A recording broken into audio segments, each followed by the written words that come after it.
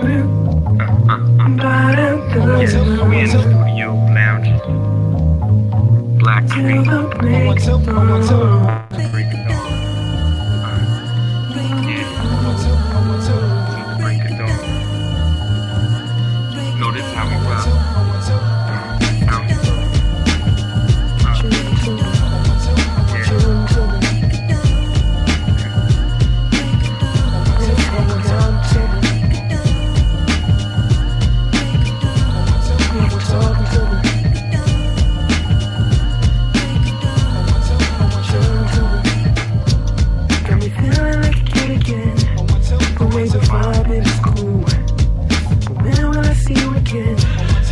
Into your schedule, it was all so sudden. You interrupted my frame of mind. Now I'm in the rut, cause I'm so stuck on the way we vibe. It's been a while since I had butterflies. Your aura shines like the summertime. Wish I could still go away. Far from here, I just wanna stay. Let's talk until the break of dawn. We can chill until the break of dawn. Let's talk until the break of dawn. We can chill until the break of dawn. On the phone with you, I never wanna hang up. When I'm alone with you, I don't feel like a stranger. You bring out my inner child. Nothing silly for a while. Suddenly you interrupt my favorite thought. Don't interrupt, cause I'm so stuck on the way we talk. It has been a while since I have butterflies. Your aura shines just like the summertime. Wish I could feel you and go away. Far from here, I just wanna say, let's talk until the break of dawn. We can chill until the break of dawn. Let's talk until the break of dawn. We can chill until the break of dawn.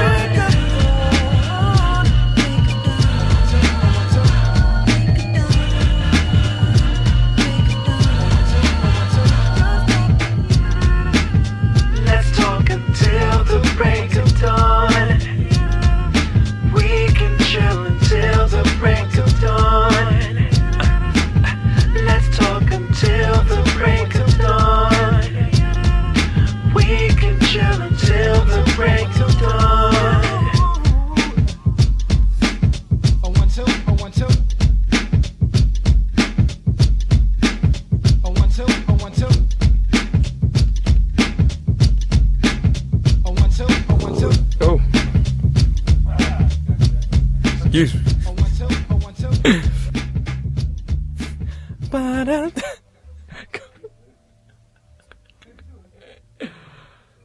Peace. All right. Enough of that. Peace and welcome everyone to Enlightenment and Transformation. And of course, this is a community segment. So welcome to the community segment that exists within Enlightenment and Transformation. This is Chief Yuya. Just give me a second. I'm just getting kind of situated here for a moment. All right.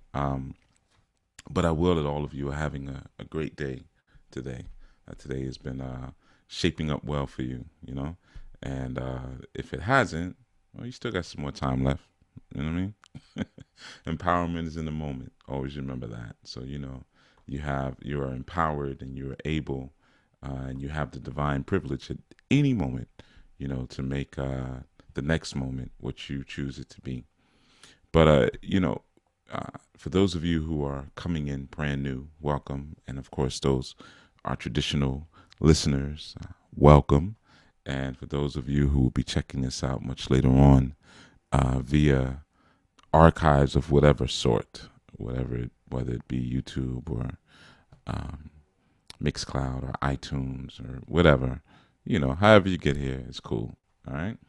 But we've been building up and speaking about some solstice information, and of course, those of you who've been following along, you already know this, so you know what I'm going to say for the next 2 minutes.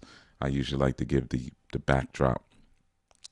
So we're following a series, and this month's series is, of course, outlining some of the things that we can do to actually grab hold of and really get the plentiful and the bountiful gifts that come from a solstice experience. Just like there's abundance that comes from an equinox experience. So anytime you have these divine occurrences, especially when they're globally celebrated, we have an opportunity to ride it out and get something good from it. Anytime you have a globally celebrated holiday, holy day, or event, even the ones that we may not particularly agree with, there's an opportunity there for us to ride the wave sometimes, man. So, we've been learning about the solstice, and we've been learning about the elements of said solstice, and all of the things that are symbolized around there. And of course, there's so much, because when you're getting into sun, not necessarily deification, but some sun symbolism, it stretches so far and wide, because of course it's a long-standing entity, it's a long-standing archetype that has existed here for a very long time, and it's one of the prime and crucial elements of our own makeup. So just that alone, you're going to have so many different traditions and mythologies and folklore that's going to revolve around not only the movement of the sun through different constellations and things like that, but just the overall presence, or those times where it seems like the sun is still, like on the solstice, the overall presence and value of said sun. So that's to be expected. It's to be expected. So it's good to learn, like we've been learning some of the basic elements. I haven't gone too far into any one particular mythology as it relates to the sun, and I've done that purposely, so that way it allows you a degree of fluidity with each theory. So as you come across different ideas, or you come across different systems, whether they be religious or spiritual, you can kind of figure out what's going on, because you're learning the principles. Or, like I also tell you a lot of times, when they say the keys to this, replace the word keys with principles. So you're learning the principles of sun veneration, or the principles of the solstice, which will allow you to look at so many different things and make sense, make sense of it, and why the sun is such a crucial figure.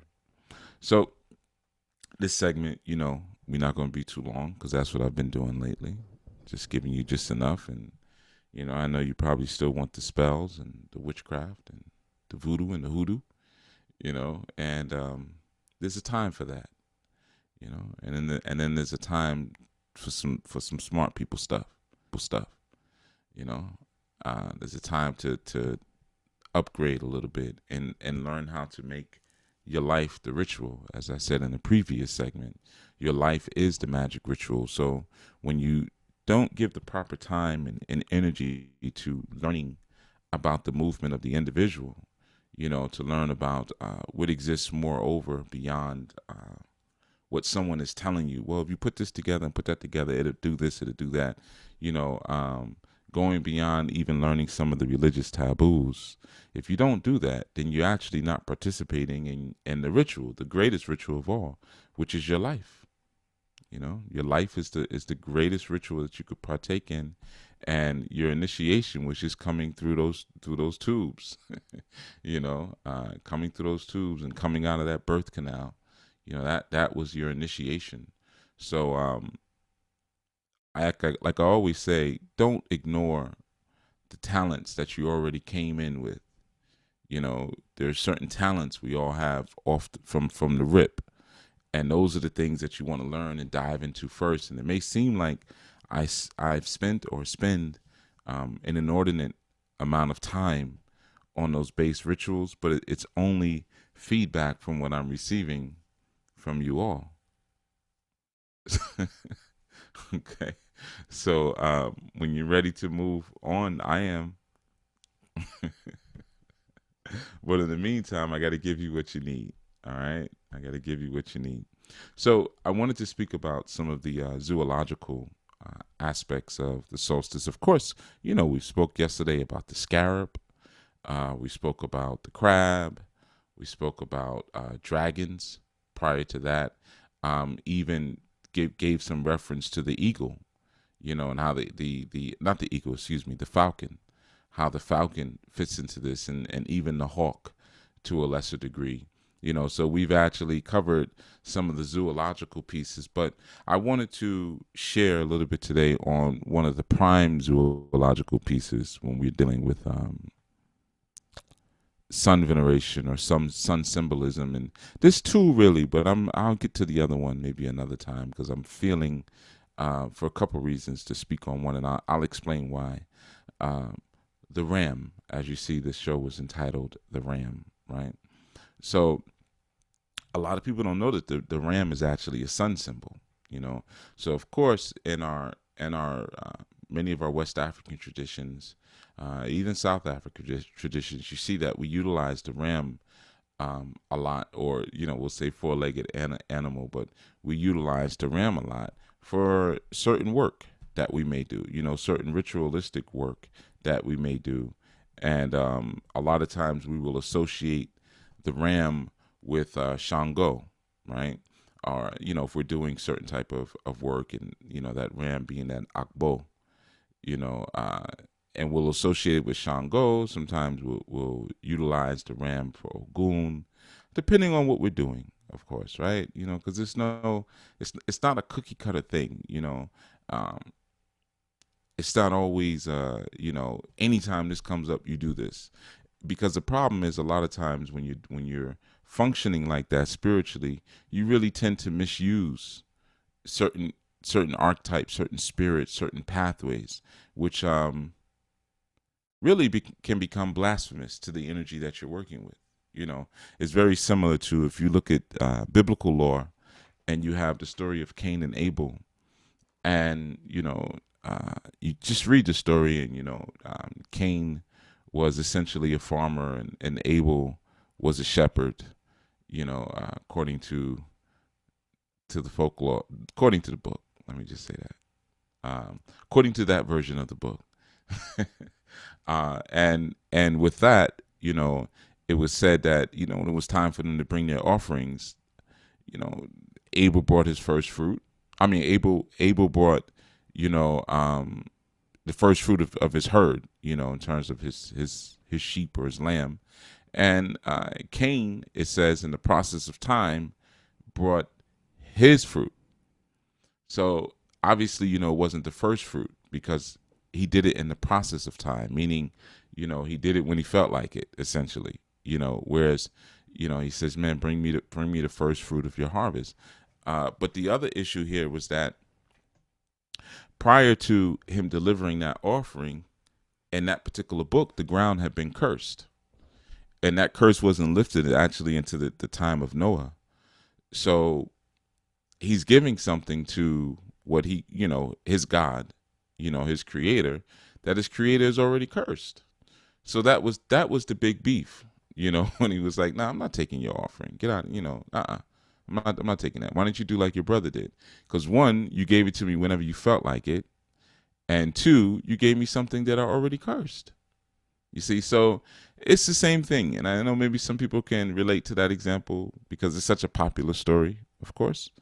But a lot of times we do the same things when we're stepping outside of the religious dictum, and we're developing a closer relationship with maybe our tradition. We tend to do some of the same things, because we don't take the time to actually learn the particular entities that we're working with, and we just want some quick microwave results, which I talked to you about yesterday. I checked some of you on, because we want those quick microwave results. We don't take the time to actually form a relationship with the entity or the energy that we're looking to do something for us. because that's all it's really about. Do this for me. If I say right now, oh, you want Shango to do something for you, you get this type of oil. If you get this oil, Shango will do whatever you tell him to do. You just that it'll be that.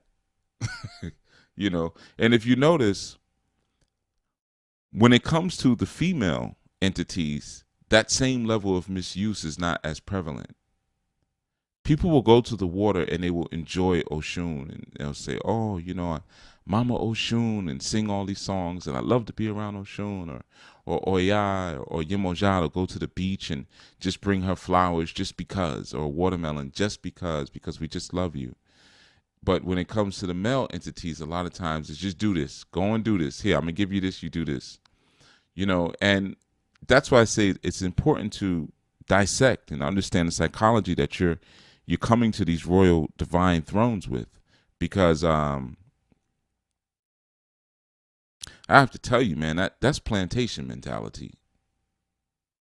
And it's no big secret that plantation mentality permeates many of the Orisha and Ifa circles in the U.S. I mean, well, maybe it's not a big secret. Maybe it is a big secret, but it's not a big secret to those who listen to these segments, because I've said it boldly before. Yeah, you're dressing like a slave. You're still following these Catholic doctrines, and you've interweaved it into what should be now free and liberated. You're still afraid. You're still thinking about the Inquisition. You're still hiding your leques under your shirt, and you got 3 different names because you don't want people to know that you're actually in the tradition. It's still a plantation thing that's happening. You see? So a lot of times, of course, like on a plantation, the man is viewed as a mule and as property. And there's a lot of people out here that don't realize that physically we're not there anymore. So, of course, it spills over into their waking life. When they deal with men, they view them as property. You should do this. A real man would do that. A real man would take out the garbage. A real man would open my door. A real man would buy my dinner. A real man would take care of my children I had by another man. A real man, it's always all these duties and assignments, you see. And then what does the woman do? Well, just be beautiful. Just be pretty, baby. You just sit on the throne and you just, be the queen of the universe. You be God. You be, black woman is God. You be God.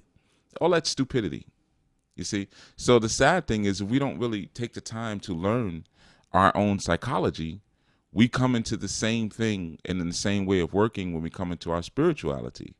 You see, we take on that same type of imbalance, very similar to when I did the segment and we were talking about homosexuality within African tradition.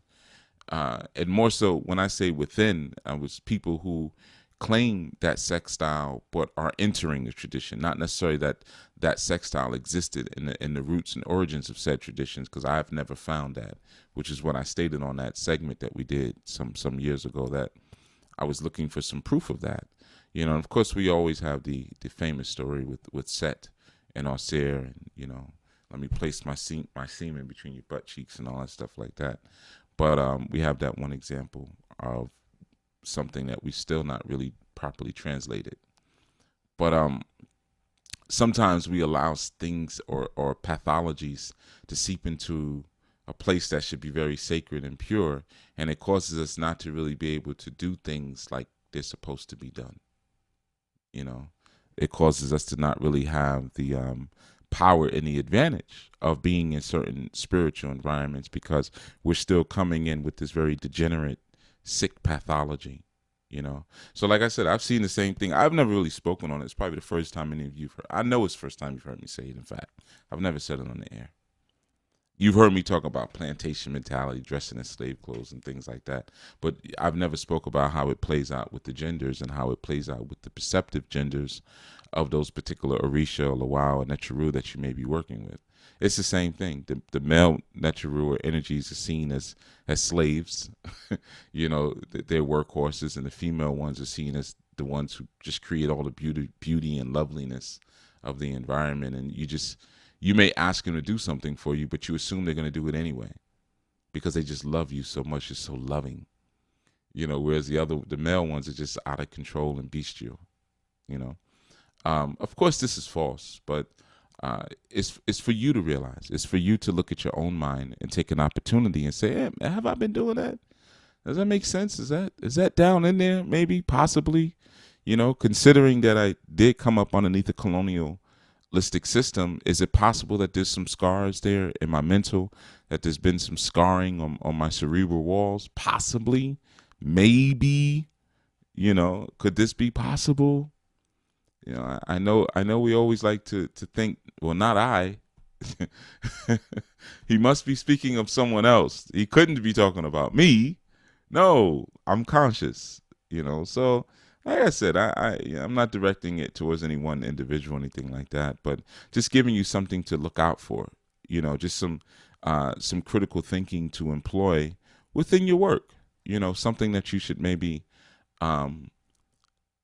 take inventory of when you get a moment to kind of say, oh, well, let me think about this. How do I particularly perceive the male Orisha, and how do I perceive the female Orisha? And, in terms of duty and call and levels of affection and really establishing relationships or not establishing relationships with them like that. And, does the relationships that I establish or don't establish with our male energies versus our female energies, could it possibly be a product of a distorted socialization?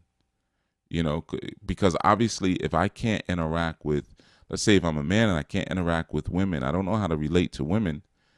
How am I going to relate to a contractive or, a feminine archetype? Especially, let's say if I have a psychosis within me where I really don't respect my own femininity as a man. I don't respect my own feminine expression. My own feminine expression is those, or are, is and are those archetypes. If I'm a man and I don't respect my own creativity, what happens when I go to the water to give offerings to Oshun? And I don't respect the creativity inside of me. And I don't respect that flow and that openness and that vulnerability to connection that lives within me. What happens when I go to the water and I do a ritual? Do I actually do anything, or do I just throw a bunch of fruit and flowers in the water? And, of course, vice versa. What if I'm a woman and I have no respect for the masculine element? I despise male authority or male direction. What happens when I'm now sitting in front of my Ifa and I'm being given directions and guidance and order to follow through with? What exactly do I do? Am I actually following through, or am I just saying after I get the guidance from said Babalao or my Ifa, do I then turn around and say, I'm going to have to think about that? Showing that, of course, I'm not listening to that. I'll just take it under advisal. So you see, not showing or not establishing relationships, healthy relationships with ourselves and different components of ourselves will play itself out in how we relate to the cosmos. You really can't get away from it. So I know I spoke on this a bit yesterday when, people were wanting to jump to ritual. Well, what is this? Give me this fetish. Give me this ritual. What oil is that? What herb is that? And I'm telling you, if you haven't balanced out and ordered your own psychology, you're wasting your time. You're wasting your time, because if I was lying, then the greatest Babalaos or the greatest Iyas in the world would be the most successful. These would be the people who actually run the world. You see? Because they would have the greatest and strongest connections with the natural environment. Unless, we're here not just to utilize the spirituality for our own personal gain, but we're here to learn the spirituality in order to learn how to master our minds, which is really an individual pursuit for each of us, because our minds are all uniquely and grandly designed with their own depictions of whatever it is that our challenges may be, that we came in with, So all of this is related to the RAM, which is one of the reasons why we're speaking about it today. And of course, someone asked yesterday, I think it was Yes, Jesus Loves Me, uh, what do I get out of Ramadan or something like that, or what is the advantage I get from practicing Ramadan or something. It was a question to that nature, and I just said, well, if you practice it with me next year, I'll show you, you know, because really, if you practice with me next year, you'll probably be able to answer the question yourself. But um, I did say that I would tell you if you practice it with me next year. So Ramadan, Ram, Ram, RAM. Okay, real simple.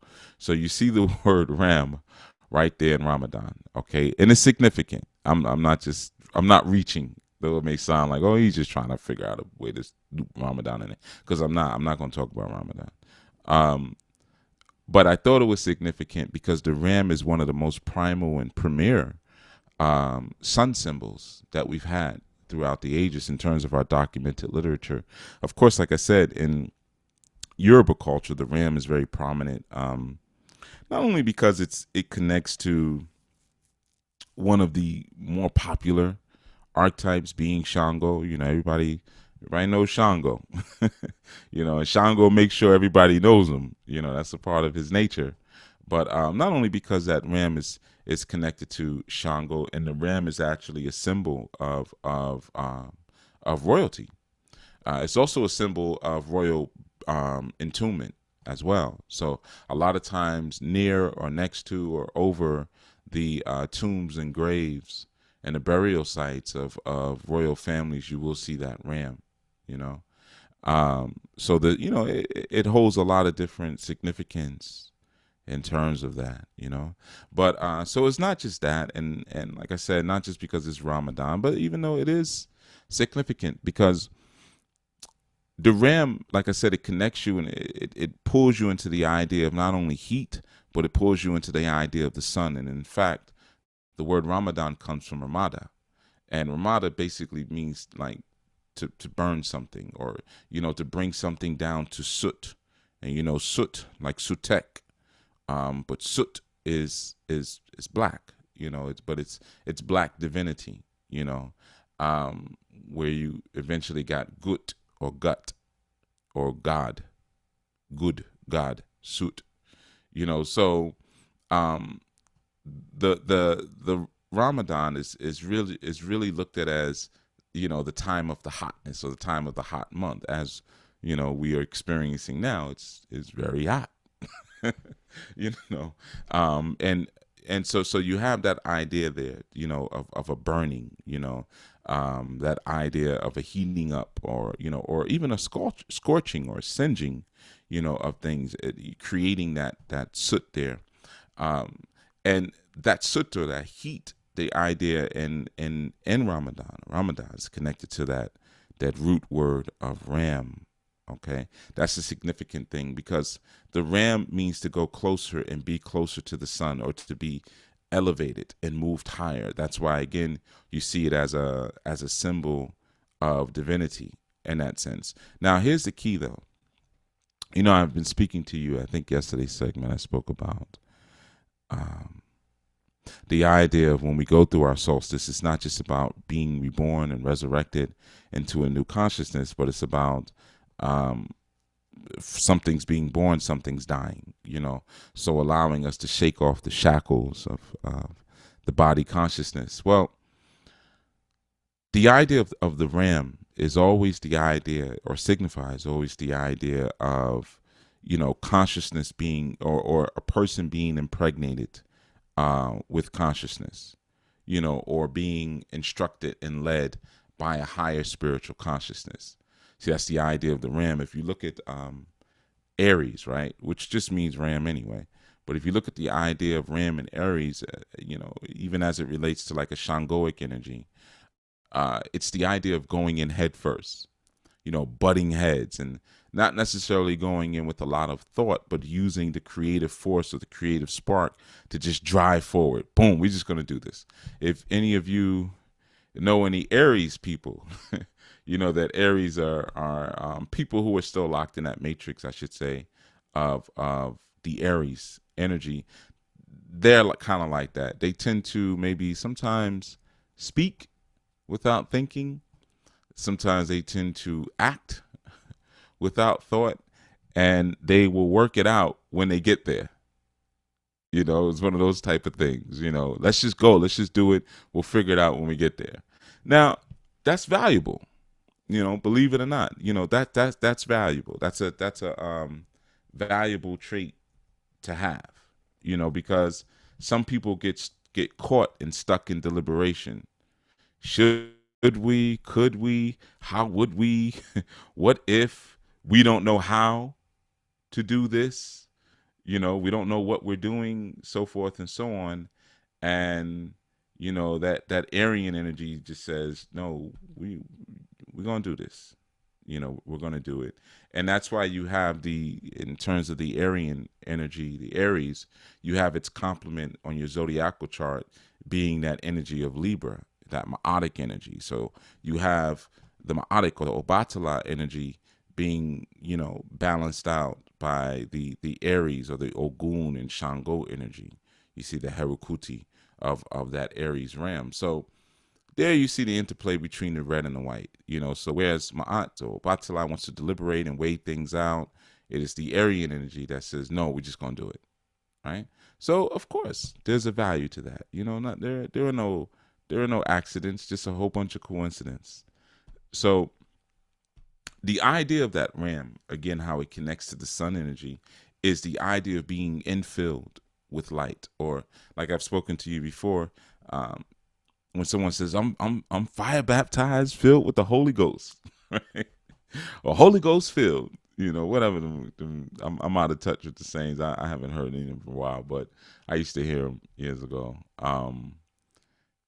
The idea there, and of course a lot of people don't know, but the idea there of being filled with the Holy Spirit, not the ghost per se, but the holy woman or the holy consort, which is essentially really what you're looking at. And it's important. I'm gonna get too deep on this one, maybe another time. But there's more than one Holy Spirit. Like we always look at it like there's Father, Son, Holy Ghost, and then when we get deep, we say, no, that ain't nothing but Osiris, Isis, and Horus, right? So we'll acknowledge that there's a mother, woman, and child. And we get a little deeper. We say that's Osir, Oset, and Heru. And it's just different levels of breaking it down, of course, or Obatala, Yemoja, and Shango. We just break it down at different levels. But the truth is, there's actually more than one spirit. It's actually 7 of them. So, yeah, plurality is in effect, even at the deepest levels of your Hebraic code. Maybe one day I'll break that down. I know a lot of people are not interested in that because they don't like to talk about African marital systems. They just want the voodoo. They just want candles and spaghetti and fetishes, but not the actual culture that brought forth the wisdom and the genius. That said, this is what we can use and this is what we can imbue our energy into to create this. But so in any event, it's being infilled with those commandments that represents really being, as they say, Holy Ghost filled. It's having those commandments in you, having those doctrine or what they call the mitra, having those laws and dictums alive inside of you, not being dead, right? Well, that's symbolized by the actual ram. You see, the ram breaks through. Now, what is it breaking through, of course? Well, of course, it's breaking through our ego. It's breaking through the human supposition of what we feel and have supposed ourselves to be, you see. And it breaks through that without a whole lot of thought. It's like, if you look at it like this. Now, this is my thing. Some people are different. But I've had youth that I've raised where they're real nice with the wordplay. They're real slick with the wordplay. And you ask them something, and by the time you're done hearing them, you don't even remember what you were upset about to begin with, right? I've had some youth like that. So my code is pop them upside the head while they're midstream. And people say, like, why you do that, man? Because if I listen to too much of that, I'm going to get confused. I'll start believing it. If I listen to too much of that stuff, I'm gonna start believing it. I had some youth like that. Wait a minute, Baba. Wait a minute. I know you're upset, but hold on, Baba. Let me explain to you what happened. Da, da, da, da. Next thing you know, huh? We're not even talking about the same. This is popping upside the head, man. Before I start believing this nonsense, you know, because some of them are nice with the wordplay like that. The wordsmithing, it's in the genes, you know. So, it's the same thing with the RAM. The RAM is like, we ain't doing that deliberation. Boom, let's go. You know, it's that quickening. It's being caught up in the blinking of in the blink of an eye, almost in a sense. You can look at it like that. But it's that quickening into wisdom. It's that quickening into knowledge. Now, of course, you know, you have that supposition, you have that idea, but you have that concept, you know, present also in Kemet. You know, if you just look at it's an easy one. Look at Ramses, right? You have different forms of Ramses the second, Ramses the third, you know, but that was a popular name that was used, you know, not only just for a signification of royalty, but a signification of those who had the ability to kind of tap into some of those higher worlds and be the symbolical representation of what it was to be filled with light, what it was to be made of and with light in that sense. You know, so you had that realm. In one show, I don't remember what it was. I really wish I could remember, but there was some segment where I broke down the value of the pyramid. I don't think it has the word pyramid in the title, though. I could be wrong because, you know, I really don't remember all the titles of the segments. I got to be honest. In fact, I'm feeling like it wasn't even a segment, and it was content that I gave for one of Sister Kim's classes, in fact. So I might be completely off. It might have been content that I gave her for a class. And, you know, some of those classes I'm speaking in between. I have little audio clips that I donated to the classes. So it might have been one of those, you know, because I kind of don't remember doing it on the segment. But either way, anyway. But I broke down the idea of the pyramid, and, you know, where you find in the word pyramid, you find that, I'm sorry, let me turn off my WhatsApp because, who's that? That's Tanzania. Tanzania's popping. But anyway, so I kind of broke down some of that value a little bit, but the pyramid. Now, pyro, as you know, or even going to pyron means fire. You know, pyro, like pyrotechnic or pyromaniac, you know. But when you see that pyro, you know, and in Grecian times you had pi, and you also had pyra, which was actually an archetype. It's dealing with the idea of fire. But you also have the breakdown of pyram, you know, pyram. So if you look at the word pyramid, you have pi, you know, and pi means like the paternal light, you know, so like the light that you would receive from a father. And then ram, you know, of course, is that fire aspect. It you know, but it's not just the fire, but it's the breaking through. Again, you want to look at the idea of that ram in that sense. It's that ability to break through, you know, but you're breaking through with fire. It's like saying, I'm fire baptized, right? You know, when I come back to the world, last time I came in with water, but this time I won't come with water, I'll come with fire, right? So it's that idea that's prevalent. So it's like the force of the Father, or the fire of the Father, in that sense, where you have the idea of the pyramid, you see? And so all that tells us is that the pyramid represents the fire of the soul, you know, the centering fire that exists inside the soul. And that's why so many of them are built in a way where they align themselves with solar movement, you know, in that sense. So the Ram archetype, again, you know, like I said, you see it prevalent different places, whether it be Kemet, in our Kabbalic culture. The Ram is very, very prevalent. And anytime, and I'm gonna give you a little help, a little hint on this. Anytime you have systems where you have a relationship between the cattle, right? Where you see references to cattle, Okay, you can apply, or even like bulls, cows, bulls, goats. You can apply some of the same theology or the same doctrine that you would also apply for the value of the ram in those places as well. All right, so that's something that you can utilize there too. All right, now I see there's a question. Achilles says, "Question, Chief. Please share on a bald eagle. What is the significance? Or what you think I'm gonna do, Achilles? Let's start with you. Why don't you share with me what you see as being the significance of the bald eagle? Let's start with you, and then I'll share mine."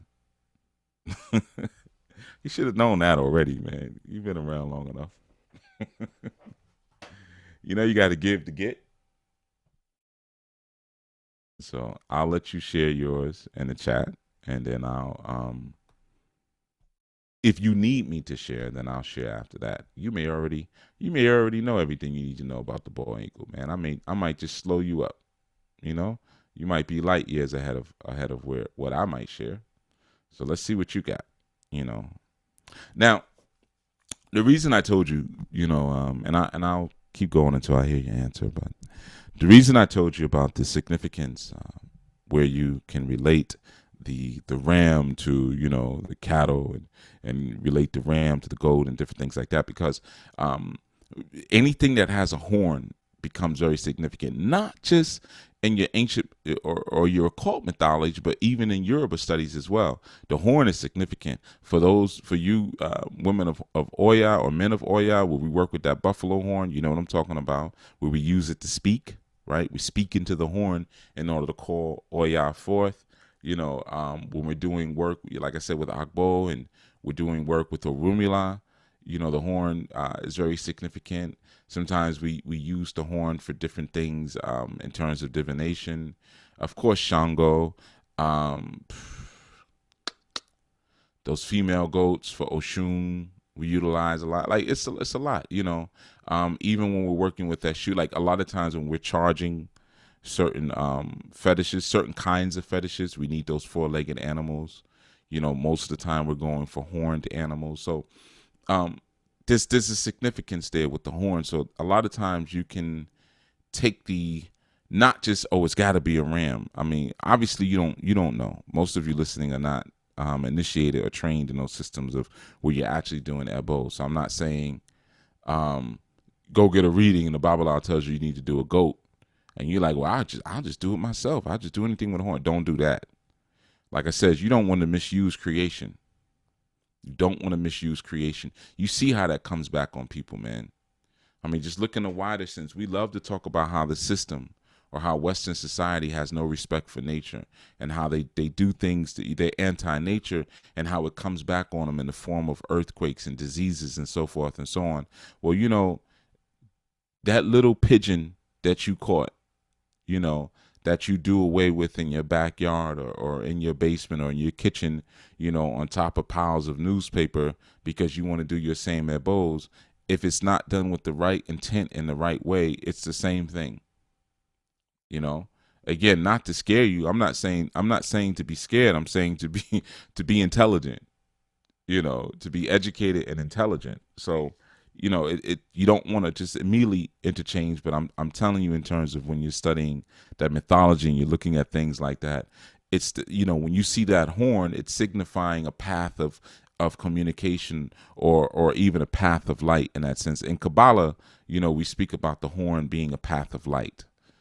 So that's why you always see so many high deities who have that horn with them. If you look at even the headdresses in ancient Kemet, a lot of times the headdresses had the horn on them. You see what I'm saying? So the horn represents light coming through, and the abundance, of light coming through. So that's why we'll use the horns a lot of times to communicate with certain art. Come on, Achilles, what's taking you so long? Achilles, I hope you ain't Googling. Achilles, I hope you ain't Googling what the bald eagle means to you. Here we go. I was about to say, what the heck you doing? He says the bald eagle represents keen vision, directly connected to the ancestors, spirits, amazing hunters.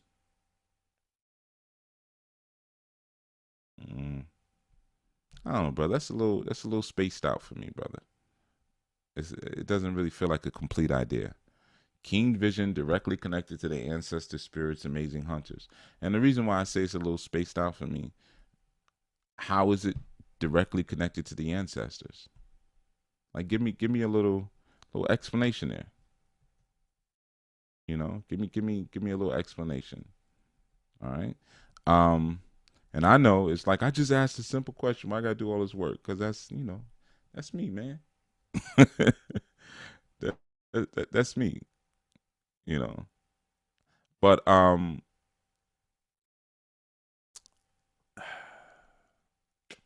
gonna give you one thing, man. I'm gonna give you one thing because so far I don't think you have enough on that eagle. To be honest with you, I'm gonna give you one thing. Okay, so in Kemet we had the idea of the hawk, of course the vulture. We had different symbols, and of course those symbols as well as the symbol of the scarab were taken and placed on that dollar bill, and replaced with the idea of that eagle, and then of course the bald eagle. Um, it's important to look at this simple thing. All right, I'm gonna give you one thing. I'm not gonna give you anything else because I see you ain't put enough work in yet. But I'm gonna give you this one thing to kind of help you out a little bit. Bald eagles are scavengers. Okay. Now I want you to take that. Something I'm gonna give you. Bald eagles are scavengers, and I want you to try to. And of course, don't answer it right now because if you answer it right now on the spot, chances are your answer is gonna be wrong. But think about it. Um, I want you to try to think about why America, you know, clearly stealing from Kemet, and taking all of these ideas from Kemet and whatnot. Why they would take on a bird or the idea of a bird that's actually a scavenger, picking up dead fish and dead animals and carcasses of what is dead, and feasting from that. I want you to give that a little bit of thought, you know. And the fact that in other cultures that eagle was not really looked at hmm, as a welcoming or an endearing sign because of the fact that it does scavenge. You see, almost like some people look at a vulture, right? Of course, because we deal with the mythology and stuff, we'll see a vulture and it's something more special to us. But prior to that, a vultures look like, ugh, that ugly bird, the vulture. Oh, in most places, that's how the bald eagle looks. But that's the bird of America, the scavenger. All right. So just yeah, just think about that. That's all I'm going to give you. That's all I'm going to give you because that's really enough. Okay. So yeah, we're going back to the concept of the ram. I saw something in the group. I don't remember. Oh, Charlon will say yes, and some blow the shofar, the ram's horn. Hmm. Yeah, exactly. Because the ram's horn, again, it's that pathway of light that calls forth the divine. So it's just like it pushes and pulls light into an individual when you're using those ram's horns. Now, of course, you can use them. And these are basic things you can use for your rituals and stuff like that. If you want to use a ram, or like let's say if you want to connect to, you know, certain ancient energies, and you wanted to use certain symbolism, you could use the ram, of course. Like let's say, um, if you wanted to connect to your ba energy, the ram's horn, or just the ideation of a ram is something that you may use. Um, if you wanted to connect to any idea of a resurrected energy, you could use the ram's horn, excuse me. Um, the first time I even heard about the supremacy of a ram, I overheard some drunk Masons, Prince Hall Masons. I overheard some drunk Masons talking about the ram, you know, talking about some stuff they shouldn't have been talking about in public. And they were talking about Hiram Biff, and using the ram horn and bringing that ram horn when he resurrected back to life. So I was like, let me look into that. That was so many years ago, but um, like I said, if you want to connect to some of those energies, and like Brother Mark said, even using the shofar was typically used to, like, as for home cleansings or for temple cleansings and things like that. You would use that horn because it's essentially when you're blowing through that horn, even though it's a sonic experience, right? Even though it's a sonic experience, you're using it to kind of flood a space with the light of the divine. So you almost want to look at the horn as like, so once you put it in your mouth, it connects to that pineal, to that light, that son of man that's inside of you. And then the energy of your pineal goes out of the horn of it. You want to look at it like that. You can connect to that idea a little stronger if you like by even doing some study around Brahman, and not only the archetype of Brahmin, but the Brahmin tradition.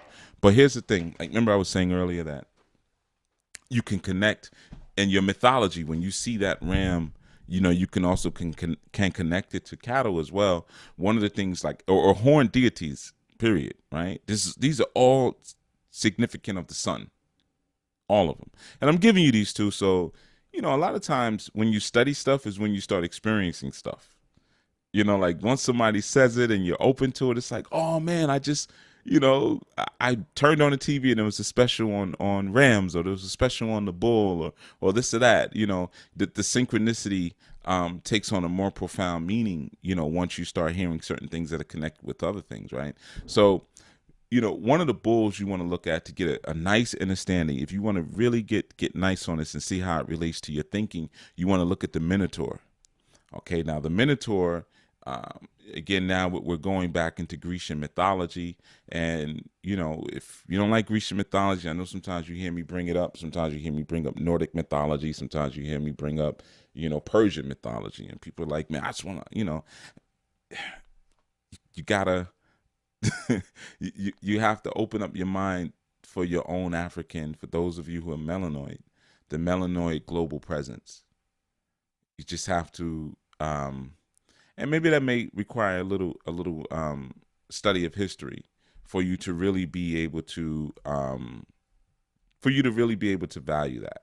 It may seem just too theoretical when you hear me say, like, oh no, we're all over the place. Like, so you don't necessarily have to exclude yourself from some of these mythologies, but it's also good to understand how they were perverted to help you understand the mind of a people, you see. And I could tell you, to help you with a little bit of that, you probably want to check out, like, Sheikh Anta Diop's work.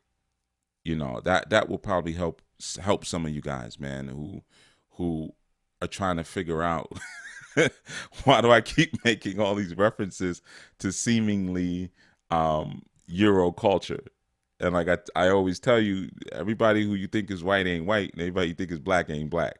You got to get beyond color coding. But you can always check out, like, classic African origin of civilization by Sheikh Anta Diop. You could check out one I loved a lot was Civilization or Barbarism, was a good one. I pretty much have all his works, man. Pre-colonial Black Africa, but I think African origins of civilizations is, in my opinion, that's the start. That's where you want to start. African origins of civilization. That's like that will give you some good footing. You know what I mean? That'll give you some good footing as to where you want to begin.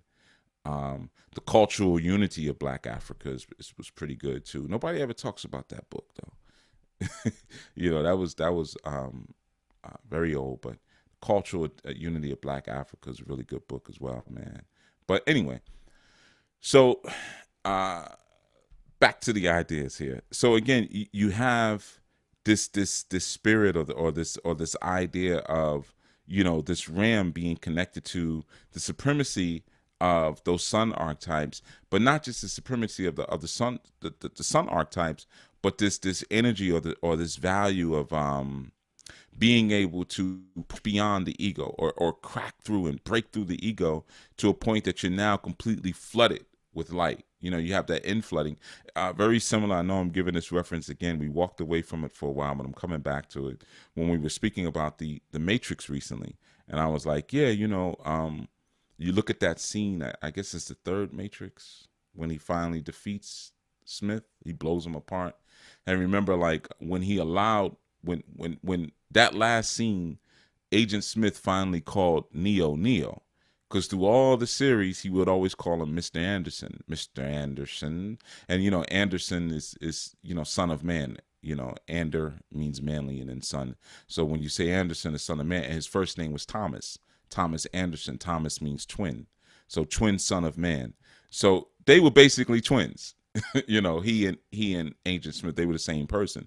So the whole time he's like, yo, twin. He's calling him twin through the whole thing. Then finally he recognizes the distinction of Neo's own accomplishments, which wasn't really much anyway, because as we know, Morpheus was the one anyway, but that's another story.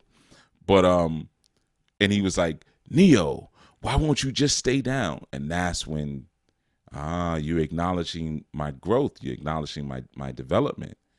You see? It's like when you go into legal institutions, man. They're going, or even if you meet if you meet someone who's still plugged in, right?